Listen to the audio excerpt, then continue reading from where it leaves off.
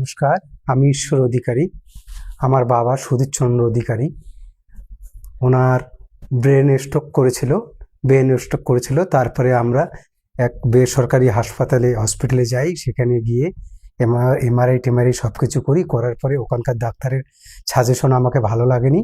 তারপরে আমি doctor PK. Shah হসপিটালে আসলাম।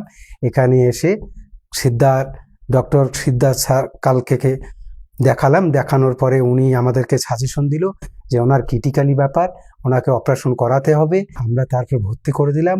ভর্তি করার পরে অপারেশন হয়ে গেল।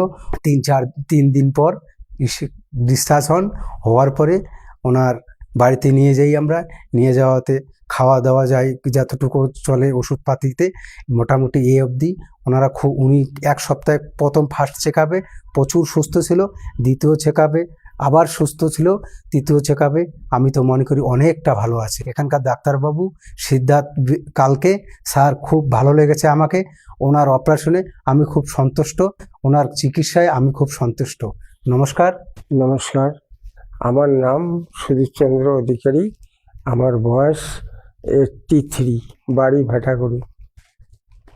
এখানে শিলা নার্সিং হোমে আজ আমার চিকিৎসায় সফল আমি পেয়েছি।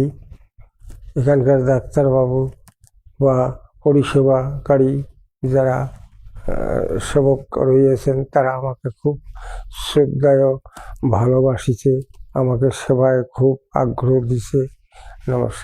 नमस्कार। आज हम बात करेंगे एक 83 ईयर ओल्ड मेल पेशेंट जो हमारे यहाँ पे इमरजेंसी में आया था। उसका एक साइड का पूरी तरह पैरालिसिस हो गया था और माथा में बहुत ज़्यादा दर्द था। हमने सीटी स्कैन करने पे हमें पता चला कि उसको ब्रेन में हेमरेज हुआ है, कि ब्लीडिंग हुआ है काफ़ी। वो ब्लीडिंग के लिए हमने तुरंत उसको एडमिट करके सर्जरी करने का डिसीजन लिया।